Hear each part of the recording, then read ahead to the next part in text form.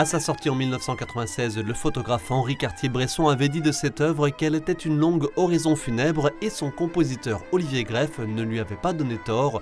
Dimanche à Cornimont, au sein de l'atelier de céramique de Cherménil, le Vosgien Stan Duguay et le musicien d'origine brésilienne Diego Cardoso ont joué cette sonate très cinématographique. Elle narre la bataille d'Azincourt dans le Nord en 1415 entre les royaumes de France et d'Angleterre ayant fait 6600 morts, surtout français. Olivier Greff en a tiré une pièce très singulière.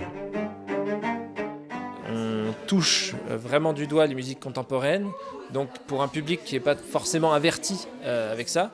Et même nous, c'est une musique à défendre, c'est une musique de fou, en fait. C'est une musique de fou, mais avec une énergie incroyable. Et donc c'est pour ça qu'on avait envie de la jouer, quoi, et de la partager.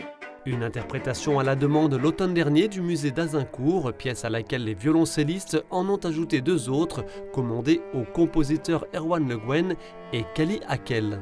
On a pris le temps vraiment d'analyser, de voir chaque son, articulation, tout le travail vraiment méticuleux de ça, pour à la fin pouvoir arriver justement à la liberté de ne plus être coincé dans la partition, quoi. On travaille très lentement, on fait des gammes, des exercices, on se connecte en fait et on accorde nos instruments, notre justesse. C'est de la dentelle et c'est des heures et des heures et des heures de travail.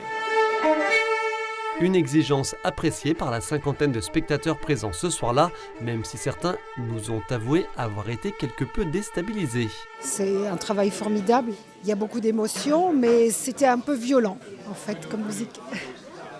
C'est de la bataille, donc je pense que c'est ce qu'on ressentait, enfin c'est en tout cas ce que j'ai ressenti. On fermait très facilement les yeux et on allait se retrouver dans les images qui étaient peintes par les deux violoncelles, qui se répondaient très bien tous les deux et qui se complètent en termes de jeu.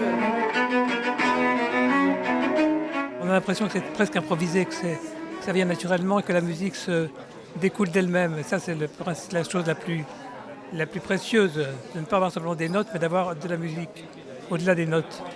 Et j'ai bien connu Olivier Greff et je crois qu'il aurait été très content de ce qu'il aurait entendu là. Ce concert concluait une série de 6 joués quasi d'affilée par Stan Duguay, dont 3 intimistes concerts d'à côté comme celui-ci. D'autres pourraient être programmés au cours des prochains mois. Quant à son festival Réseau Nuance, il se tiendra cet été sur une seule soirée, le samedi 12 juillet, au Jardin de Bernadette au Haut du Taux.